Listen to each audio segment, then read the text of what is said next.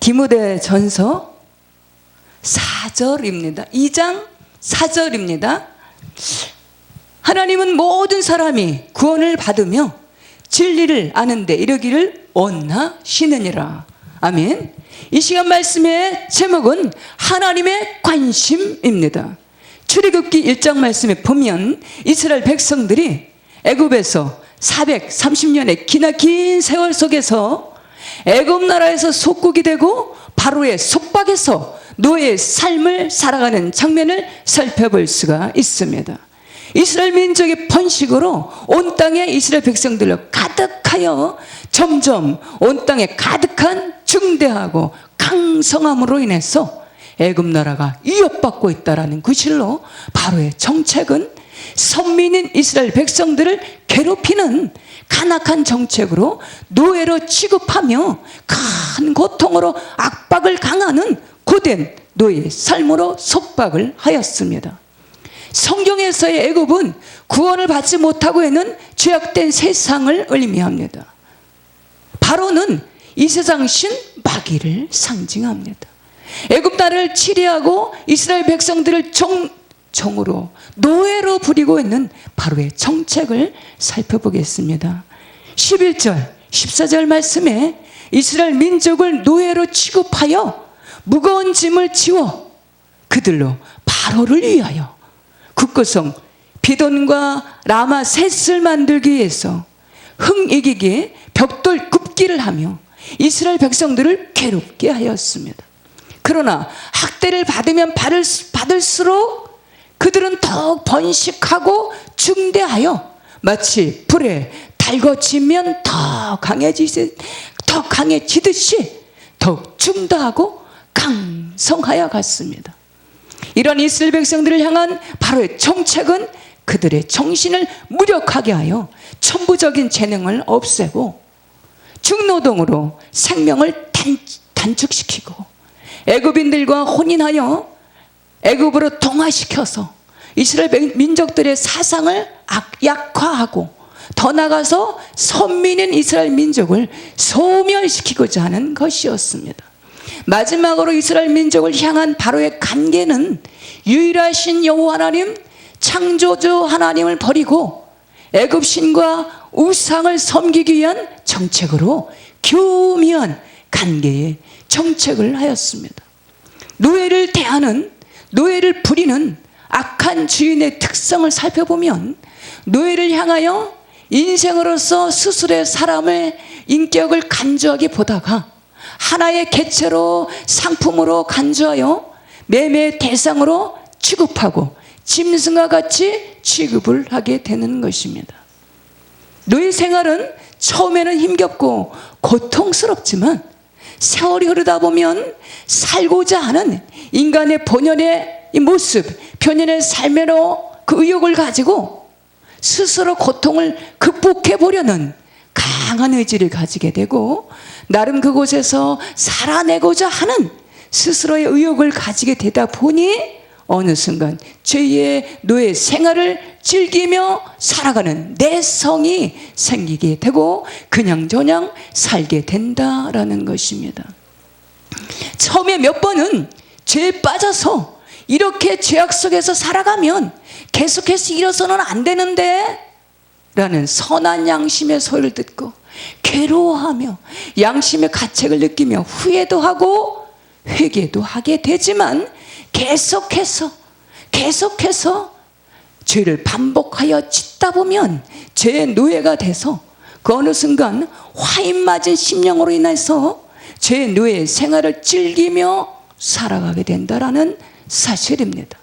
노예는 개인의 책임이 없으며 자신의 주장이 상실된 자가 돼서 자신의 의지가 아닌 주인의 의지에 그 지시에 따라서 살아가게 되므로 단순하게 그러려니 하고 살아가게 되지만 사람으로서는 참된 삶의 의식이 없는 아무런 가치가 없는 무의미한 무미건조한 삶이 된다라는 것입니다. 자신의 의지가 아닌 타인의 의지에 의해서 죄악에 이끌리는 삶으로 무의미한 허무하고 허망한 삶을 살아가게 된다라는 것입니다. 에베소서 4장 17절 말씀에 그러므로 내가 이것을 말하며 주 안에서 증언하노니 이제부터 너희는 이방인의 그 마음에 허망한 것으로 행함같이 행하지 말라. 애굽에서의 바로의 속박에서의 이스라엘 민족들은 죄 중독된 삶으로 비참한 삶을 탈피하게 보다가 선민 하나님의 백성으로 독립된 자를 가지지 못한 채 죄의 소굴에서 바로의 지배 아래서 살았다라는 것입니다. 죄의 특성은 거룩한 하나님으로부터 멀어지게 하고 결국에는 죄악 속에 멸망하게 되는 것입니다. 우리가 살아가는 21세기 현대인의 삶은 현대 문명으로 고도에 발달된 상상을 초월하는 최첨단의 발전으로 인해서 윤택하고 편리한 시대를 살아가고 있지만 인류가 풀어가야 하는, 해결해 가야 하는 죄의 문제, 죄의 짐은 해결하지 못한 채 죄의 지배 아래 이 세상의 공중 권세 잡은 자 바로의 속박 아래서 점점 죄악으로 관영해 나가는 캄캄한 흑암 속에서 헤매이며 살아가고 있다라는 사실입니다. 애굽에서의 우리 인생들의 영적인 모습은 원죄와 자범죄로 하나님의 의와 거룩을 상실하며 육신의 정욕, 안목의 정욕, 이생의 자랑 속에서 스스로 헤어나오지 못한 채 헤어나지 못한 삶으로 방황하며 살고 있습니다. 요한일서 16절 말씀에 이는 세상에 있는 모든 것이 육신의 정욕과 안목의 정욕과 이생의 자랑이니 아버지께로부터 온 것이 아니요 세상으로부터 온 것이며. 애굽은 영적으로 볼 때 하나님을 떠나 있는 세상으로 어려운 삶을 대적하는 죄악된 세상을 상징합니다.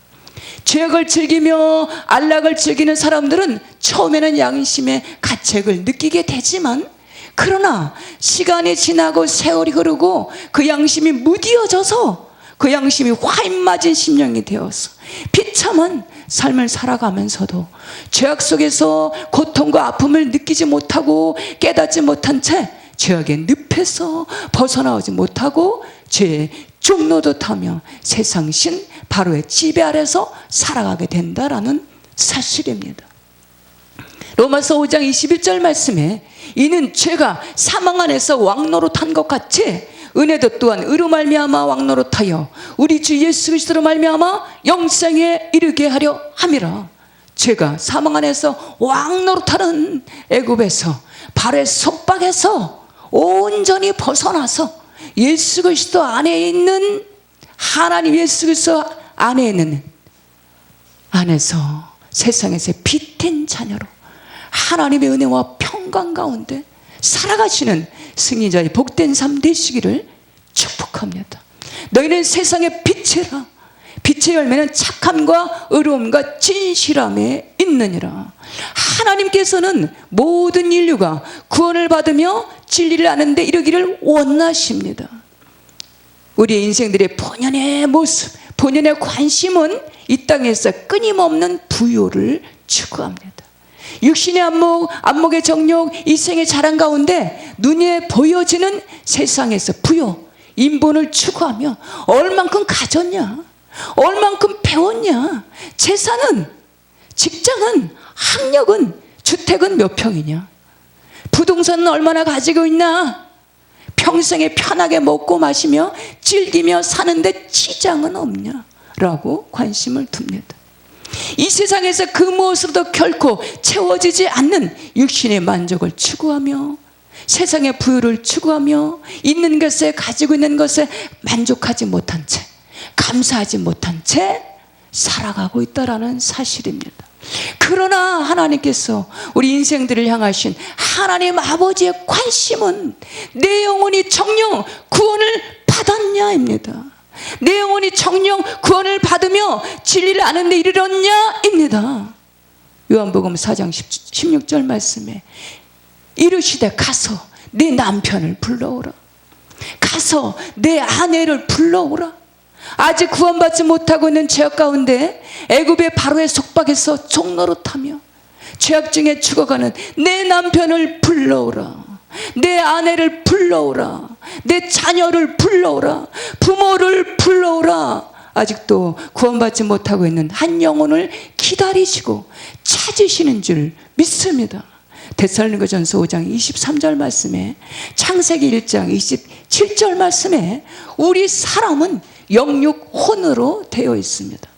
하나님의 형성대로 창조되었고 지음을 받았습니다. 영이 본질로 되어 있기 때문에, 영이 본질로 되어 있어서 전도서에 기록된 말씀처럼 헛되고 모든 것이 헛되도다.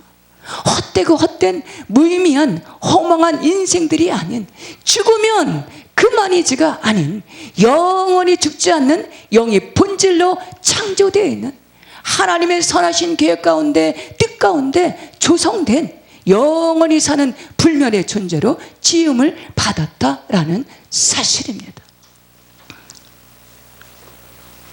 영이 본질인 우리 인생들은 자신의 존재 여부를 알기 위해서, 자신의 존재 가치를 발견하기 위해서 나름 애쓰고 힘쓰면서 끊임없이 연구를 거듭하고 있다고 하여도 과언이 아닐 것입니다. 인류의 과제인 우리 인생들은 어디서 왔다가 어디로 가며 왜 사는가, 이 풀리지 않는 수수께끼와 같은 인류의 과제를 풀기 위해서 연구를 거듭하며 해답을 얻고자, 명확한 답을 얻고자 그 시대마다 지금 21세기 여기까지도 수많은 종교 지도자들이, 학자들이, 과학자들이 고도의 최첨단의 기술로 우주를 탐색하며 고도의 학문으로 연구를 탐구하고 거듭하고 있지만, 결론은 ING, 현재 진행형으로 풀리지 않는 이 수수께끼와 같은 계속해서 풀어가야 하는 퀘스천 마크를 남기고 있는 그 자리에 머물고 있다라는 사실입니다. 나는 누구인가? 왜 살아야 하는가? 어디서 왔다가 어디로 가며 왜 살아야 되는가? 이 땅에 왜 존립해야 되는가? 라는 해답은 오직 진리이신 성경 하나님 말씀에 그 답과 정답이 있는 줄 믿습니다. 요한복음 14장 6절 말씀에 예수께서 이르시되 내가 곧 길이요 진리요 생명이니 나로 말미암지 않고는 아버지께로 올 자가 없느니라. 마태복음 16장 16절 말씀에 주님 그리스도시요 살아계신 하나님의 아들이시니이다. 예수 그리스도를 나의 주, 나 하나님으로 온전히 모신 심령들이 되어질 때 나는 어디서 왔다가 왜 삶에 어디로 가는가? 내 자신은 나라는 사람은 과연 누구인가? 왜 이 땅에 존재해야 하며 왜 살아야 하는가? 이런 의문들이 풀어지고 자신의 존재 여부 가치를 깨닫게 되고, 이런저런 환경을 보면서 불평하는 것에서 벗어나서 세상에서 그 무엇으로도 채워지지 않아서 방황하는 허망한 삶에서 벗어나서 긍정의 시각으로 작은 것에서도 감사하는, 범사에 감사하는 삶 가운데 의미 있는 삶을 살아가게 되는 줄 믿습니다. 범사에 감사하라. 이것이 그리스도 예수 안에서 너희를 향하신 하나님의 뜻이니라. 창세기 3장 1절에서 4절 말씀에 아담과 이브를 미혹했던 뱀, 계시록 12장 말씀에 이 뱀은 옛뱀 곧 사단 마귀는 계속해서 하나님의 말씀을 의심하게 하고 말씀을 왜곡되게 하고 마음을 높게 만들고 교만으로 부추겨서 너도 하나님처럼 될 수 있어, 너도 하나님처럼 될 거야 라고 미혹해하며 감히 자신도 모르는 사이에 하나님처럼 될 수 있어, 하나님의 자리에 머물게 하고 죄악 가운데 머물게 하여 계속해서 구원에 이르지 못하도록, 진리라는 자리에 이르지 못하도록 방해하는 일을 한다라는 사실입니다. 신앙의 성장을 방해하고 신앙을 저해시키는, 하나님께 가까이 하지 못하도록 끊임없이 방해를 한다라는 사실입니다. 고린도후서 4장 말씀에 이 세상 신이 믿지 않는 자들의 마음을 혼미케 하여 그리스도의 영광에 이르지 못하게 하미니, 베드로전서 5장 8절 말씀에 근신하라 깨어라 너희 태정마귀가 마치 우는 사자와 같이 두루다니며 산길자를 찾나니 마음을 낮추고 겸손히 하여 말씀과 기도로 깨어 근신하여 오직 성령으로 충만하시기를 바랍니다.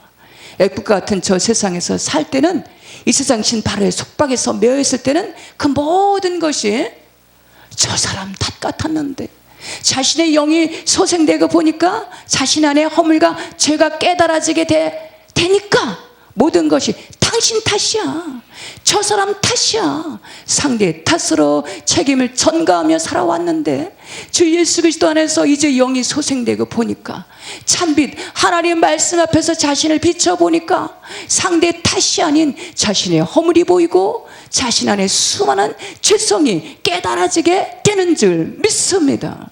로마서 7장 말씀에 오호라 나는 곤고한 사람이로다. 이 사망의 몸에서 누가 나를 건져내랴. 우리 주 예수 그리스도로 말미암아 하나님께 감사하리로다. 그러므로 깨닫는 것이 곧 은혜 중에 은혜인 줄 믿습니다. 깨닫지 못하는 것을 멸망하는 짐승과 같도다.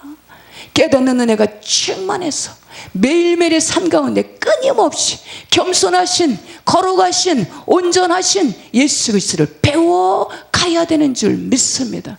닮아가야 되는 줄 믿습니다. 계속해서 온전케 하시는 하나님의 형상으로 회복해 가야 되는 줄 믿습니다.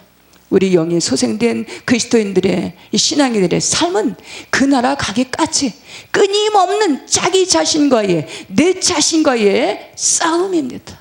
보여지는, 만져지는 혈과 육의 싸움이 아닌 악한 영들과의 싸움, 영적인 싸움을 싸워가야 한다는 사실입니다.